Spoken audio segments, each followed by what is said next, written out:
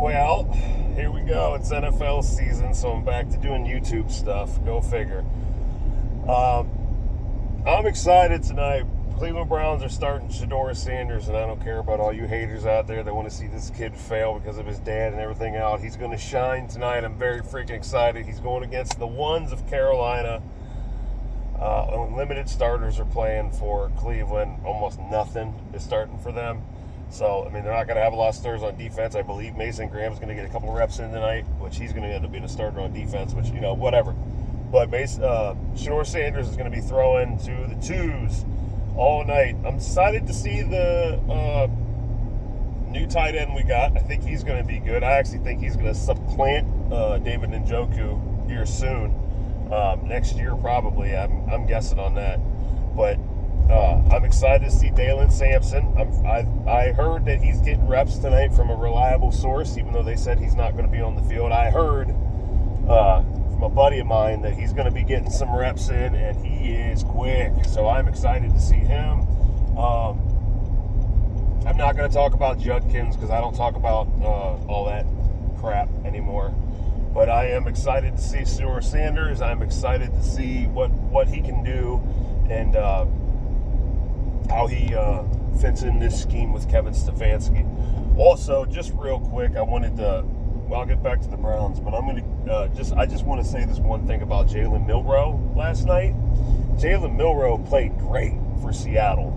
Jalen Milroe did not throw to the ones. Jalen Milroe had limited starters on the field, and Jalen Milroe looked amazing.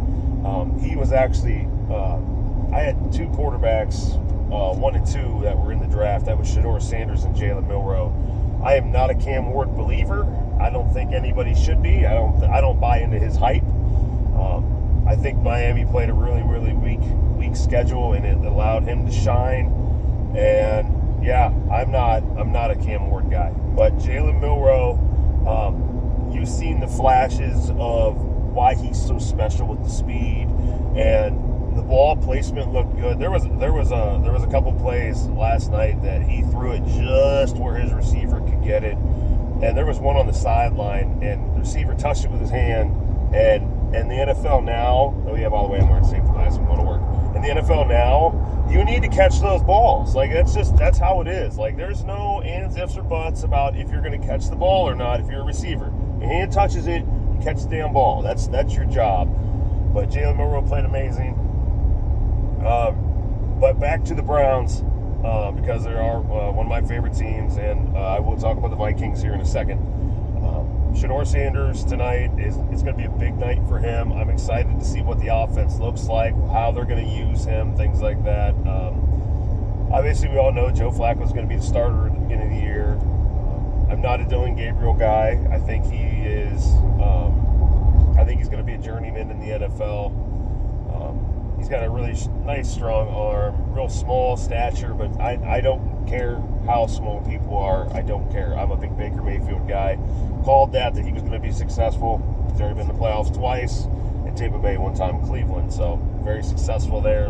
Second in the league in touchdowns last year. So size doesn't matter to me. I don't think Dylan has it up here. I think he can learn an offense. I think he can learn plays and things like that. But I don't think I think he's going to be a journeyman. I think that his arm, he takes the risk a lot when it comes to throwing, and I don't see it. I don't see it for him. I don't see it. I went to a couple of the practices. I don't especially the highlight films when you watch him throw the ball. Yeah, he throws the ball and he lets it fly, but there's something about when you're watching Shedeur and even how fast he reads his receivers. It's like boom, boom, boom.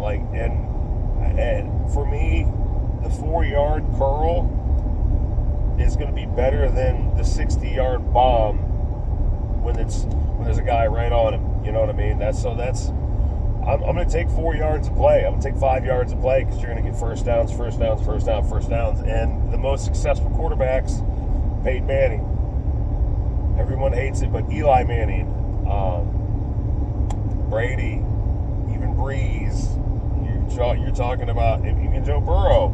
you got to be able to throw the ball deep, but it's more important to get first downs and keep the drive alive. So if you can do that, you're successful. And I think Shedeur can do that. Flacco can do that. I think Dillon tries to throw the ball deep too much. I think he tries to thrust that ball downfield way too much. Even Baker Mayfield, same thing. I think that Baker, even when he was in Cleveland, like, he took the risk when he needed to, but he was throwing short routes, getting people open. Even in Tampa Bay, he's doing that. And now you look at Jalen Hurts. Jalen Hurts is doing that now, even with that explosive offense. So I think, there's a lot to like about Shedeur Sanders. I'm a big believer. I already bought a jersey. Yes, I bought a jersey. So yeah, it's exciting. It's very exciting to see. Talking about Minnesota Vikings real quick. I know a lot of you guys aren't Vikings fans like myself, but J.J. McCarthy, there's multiple reports saying that people don't like him. There's concerns about him, things like that. I don't believe anything the media says. The eye test tells me he's doing great.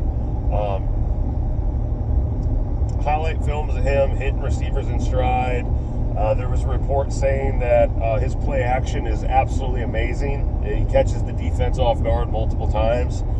And with Aaron Jones and Jordan Mason in the backfield, I think that Minnesota is scary. They're a very scary team. And even with everything that Green Bay did and everything that Detroit's done, Minnesota revamped their offensive and defensive line. They got new linebackers, and the coaching staff that they have.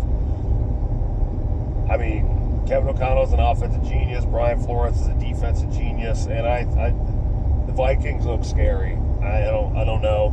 We're gonna see what happens with McCarthy, JJ. Obviously, Addison's gonna be suspended for 3 games, but they drafted that kind of unknown receiver in the 4th or 5th round, who's just a little speed demon.